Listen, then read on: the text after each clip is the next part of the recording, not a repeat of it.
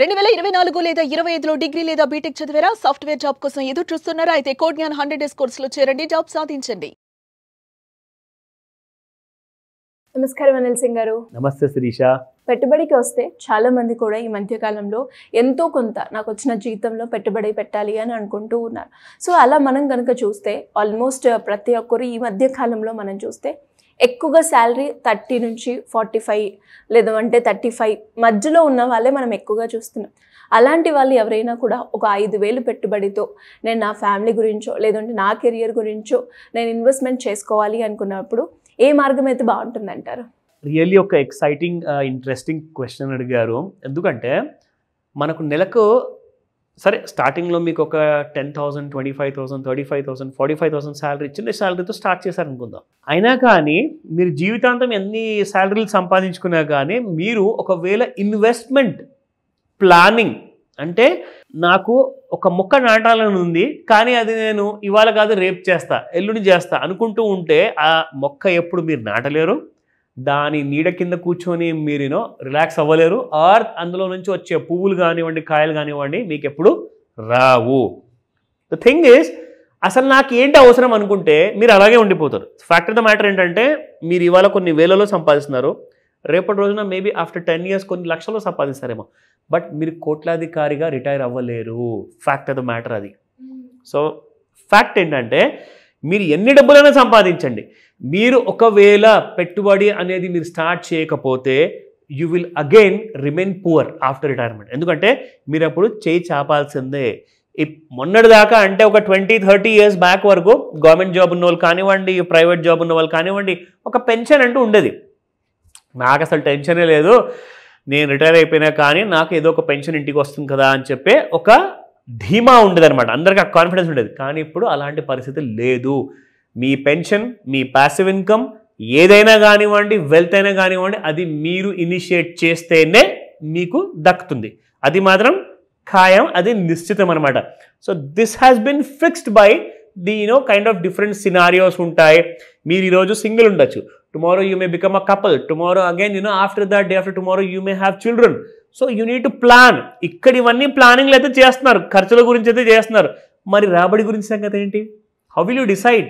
నేను ఒక్కటే మాట చెప్తాను, మీకు ఈరోజు శాలరీ తక్కువ ఉందని చెప్పేసి నేను అఫోర్డ్ చేయలేని చెప్పేసి అలాంటి అపోహలు ఉండకండి, అలాంటి రాంగ్ నోషన్స్లో ఉండకండి.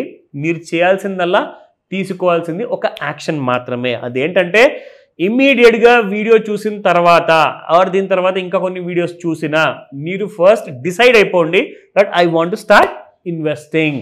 ఎందుకు అంటే రేపటి రోజున మీకు ఏదైనా హెల్త్ ప్రాబ్లం వస్తే హెల్త్ ఇన్సూరెన్స్ ఉంది, ఒకవేళ సంపాదించేవాడు ఇంట్లో లేరు, యాక్సిడెంట్లో చనిపోయారు అంటే టర్మ్ ఇన్సూరెన్స్ ఉంది. బట్ ఒకవేళ మీరు ఈ రెండు కూడా చేయకుండా అలాగే లైఫ్ బ్రతికేస్తున్నారు. మూడోది అందరికంటే టాప్ ఇంపార్టెంట్ విషయం ఏంటంటే పెట్టుబడి విషయంలో మీరు పట్టించుకోవట్లేదంటే మీ ఫ్యామిలీకి ఎవరు చూసుకుంటారు మీరు లేనప్పుడు? Is that the right answer? I believe so అందరికీ అర్థమై ఉంటుంది ఈ పాయింట్.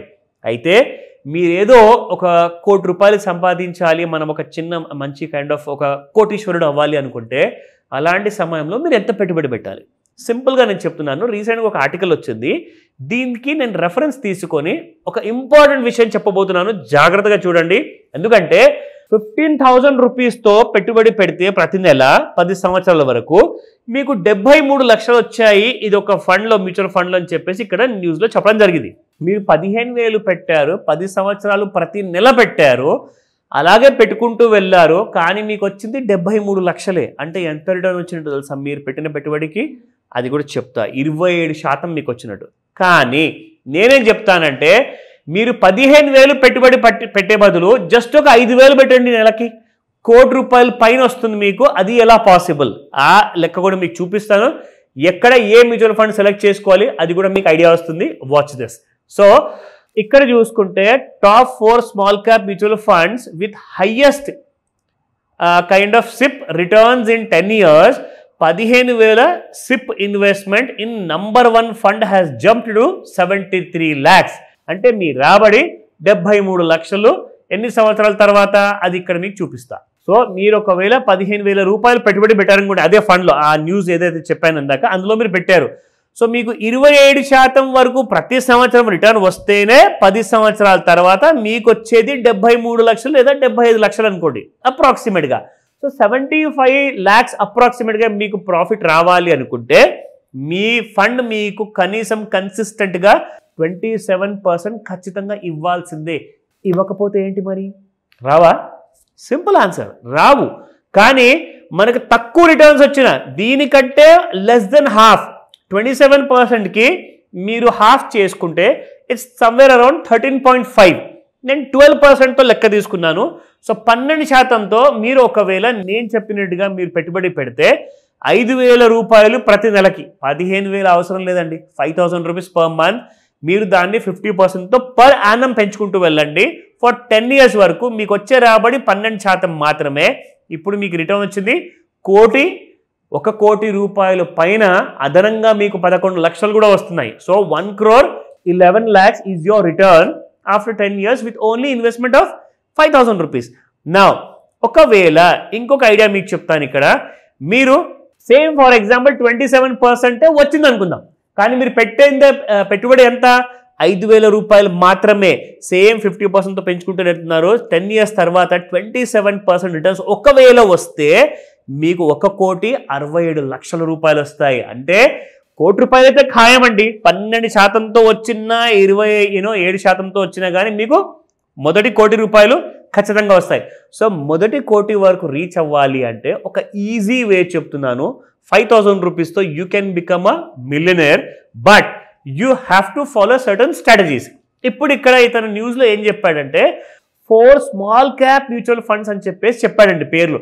కానీ స్మాల్ క్యాప్లో రిస్క్ ఎలాగైతే ఉంటుందో రివార్డ్ కూడా అలాగే ఉంటుంది. సో నేనేమంటానంటే ఎప్పుడైనా గుర్తుపెట్టుకోండి, మంచి ఇండెక్స్ ఫండ్స్ లేదంటే అమెరికాలో మీకు డౌ జోన్స్ కానివ్వండి, and at the same time అక్కడున్న సాఫ్ట్వేర్ కంపెనీస్ కానివ్వండి, నాస్డాక్లో ఇవన్నీ కూడా బాగా అవుట్ పర్ఫార్మ్ చేస్తున్నాయి. కానీ సో మనము ఇలాంటి అబ్రాడ్లో లిస్టెడ్ అయి ఉన్న కంపెనీస్లో ఎలా పెట్టుబడి పెట్టి ఎక్కువ సంపాదించుకోవచ్చు, ఇండెక్స్ ఫండ్స్ ఏవి సెలెక్ట్ చేసుకోవాలి, దాంతోపాటే మిడ్ క్యాప్ అండ్ లార్జ్ క్యాప్లో ఎంత పొటెన్షియల్ ఉంది, ఇవన్నీ మనం రెగ్యులర్గా స్మార్ట్ క్లాస్లో చెప్తూ ఉంటాం. కాబట్టి మీరు నాతో ఫోన్లో మాట్లాడండి. ఒకవేళ ఎగ్జిస్టింగ్ సిప్ ఏదైనా ఉంటే దాన్ని ఆపాలా, దాన్ని మాడిఫై చేయాలా, దాన్ని డైవర్ట్ చేయాలా, ఇవన్నీ కూడా మీకు ఎక్స్ప్లెయిన్ చేస్తాను.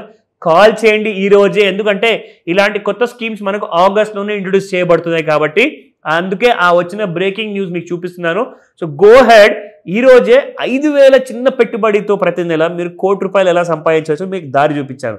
కానీ ఫండ్స్ ఎలా సెలెక్ట్ చేసుకోవాలి అది మీ క్లాస్లో చెప్తా, కాల్ చేయండి. Thank you sir, thank you so much. Welcome Sirisha.